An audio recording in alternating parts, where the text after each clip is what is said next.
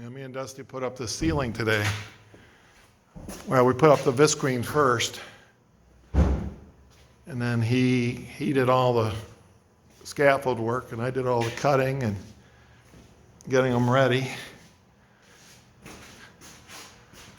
And we finished the hardware. That door's fully operational now. Put the brackets up there.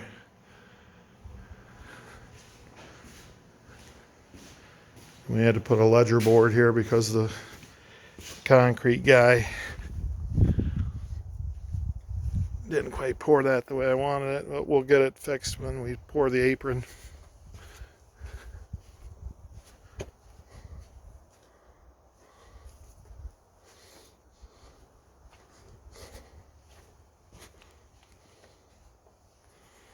That's that.